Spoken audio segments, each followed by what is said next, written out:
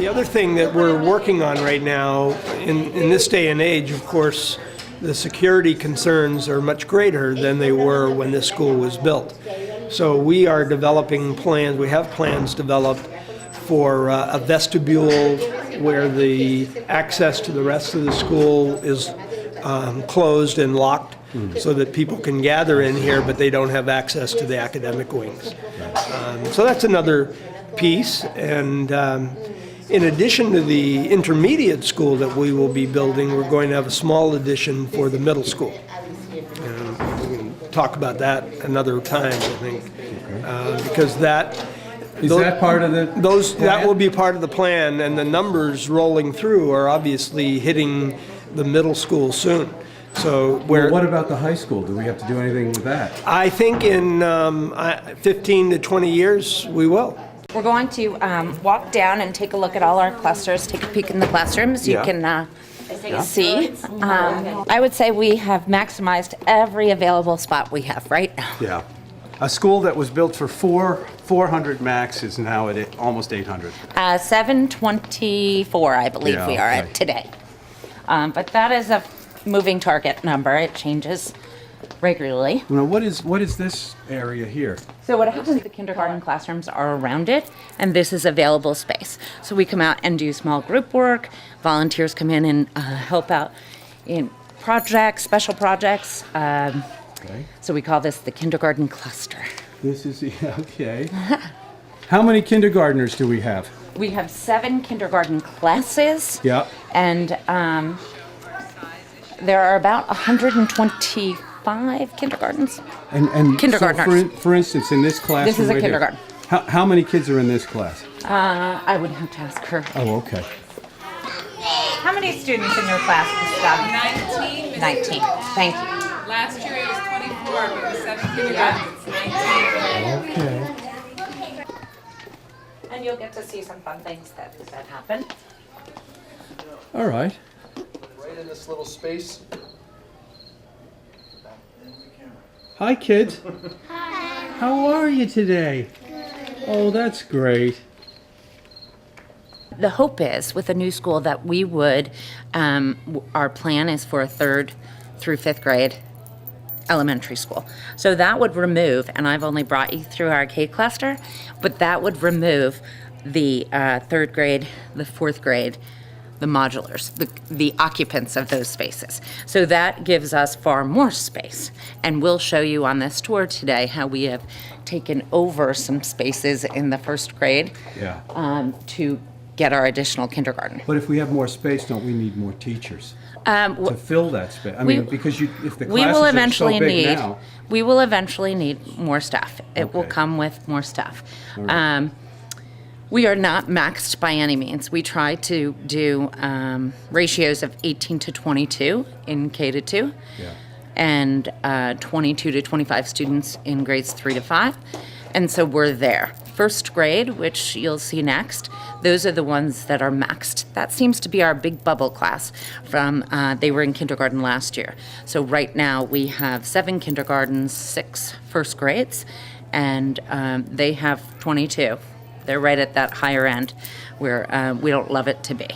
But then we won't have a ton of extra space here because we'll shuffle some people around. We're hoping that the community school can come in here, and we'll have the early childhood center. So it used to be that the early childhood center was in the high school. That just doesn't fit. We'd love to have them there, and then they can watch them progress through the grade levels. So. What's your position here? Associate principal Okay. for preschool through 2nd grade. All right. So... And then I share the position with Mike Horton, and he's associate principal for grades 3 to 5. Okay. Well, we consider our cluster space an extension of the classroom. I see. So it's another little teaching opportunity spot for people. You'll see that people working on projects, getting small group instruction. Sometimes the speech teacher, occupational therapist will work within the cluster space as an extension of the classroom. Not like the good old days when you got sent to the hall. There's not, Right. No, I understood. Oh. We're also a responsive classroom school. always take stuff with me. Responsive Classroom is our social curriculum. I've been teaching here for 20 years. We've had the program for over, I think this is at least our 8th year using Responsive Classroom. It teaches students to be independent, mindful of themselves and others in the classroom. It helps with every aspect of our day, from walking down the halls to finding math partners appropriately and quickly. How much time is spent on it? The entire day, because you use it in every aspect of teaching. We have morning meeting every morning for the first 15 to 20 minutes of the day. But really, if you're using Responsive Classroom, it threads through every single thing that you do. Is it for first graders? It's for the entire school, pre-K through, So Responsive Classroom is in every classroom here. yes. How many in all? How many do I have How many do I have left? left? Okay, so she had 5 and 2 ran away. A social curriculum that helps us teach every single thing in our classroom, in our lunchrooms, on the playground. As I'm interacting with another teacher, it's part of every single thing that we do. Where small group instruction happens, there might be a baking project, or teachers might work with small groups of students out here. So it really is used as an extension of the classroom. Also, since we have so many students, it's really like now the cubbies are housed in here, and we're really feeling the pull. You'll notice also when we walk around that Francie Baskett's actually, her classroom and her office space is the corner of the cluster now, so you can see that. This is Laura O'Banion's first grade classroom. How many first grade classrooms did you say? We have 6 okay. first grade classrooms and 7 for kindergartens. So they're working on a project. Yeah, what are you working on? Math.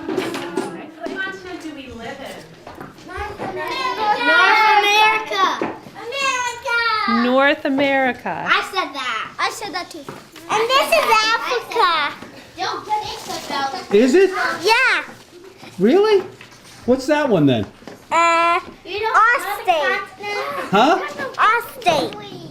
I thought that was North America. North America. North America. North America. We live on Nantucket, don't we? Yes, we do. Bye. Bye. Okay, so this is Rosemary Popham's first grade classroom. Alrighty. Good size. Now these are these are good size classrooms. Yes, they are. Yep. Mhm. Yeah. Which is nice to see. Did they make lots of smoke? Okay, so when we sit there and we say that, we say my grandmother and my sister Zavi were making pancakes and they got black and started to smoke, right? So you're back with us, Kim? Yeah, this is another first grade. This is their morning meeting. You're just about to talk about that they are cousins, and you're C, and you're K, and you two are always together, C and K, and all you do together is make this sound that goes like this. Can you do that together? Well, you're cousins, you have to do it at the same time. Ready? 1, 2, 3. So I'm going to be the letter A, and I'm going to say ah, and then you are going to come after me. Ready? Ah. Ah. From here, you are going to be the letter B. B. So now we have. Run up there and do the letter B. You're over here. So now we have. Do my letter B sound for me. B. Ah. Oh, same time. You have to do it at the same time. C and K talk at the same time. Ready? J. Ah. Much better. Go have a seat. What was our word? Jack. Nice. Now, you're going to get a chance to talk with Francie today. Okay. And we may interrupt a little bit so that you can kind of stop touring and then... Who is Francie? Francie Baskett is our IEL program teacher. She does the gifted and talented program. Okay. Sort of gifted and talented because she takes it from a couple of different angles. She does interest groups with kids so that everybody can have a little stake in doing some different learning. Okay. And then she has some other kids that she's worked with year to year to year who have maintained the 3 circles. She'll explain that to you. All right. And that's the IEL program. But if you will look, Francie has lived for us on a cart. But she's really had a classroom. Yeah. She had a large classroom, and then she went to one of the modulars, and then because we needed classroom spaces, she now has her office kind of right here. Oh, this is her office? Sort of, yeah. Wow. And she has stuff my stored gosh. in closets here, along bookshelves in Oh, the I hallway. see. And she'll bring groups down and they'll work in clusters, which is great Yeah. because classrooms get to see these kids working in the little clusters outside their rooms, but it does make it challenging for planning and transitioning to the different lessons all day long. Well, how does she even get in there? They're on wheels, so she moves them Oh, around. she moves the wheels around to get in there. Okay, gotcha.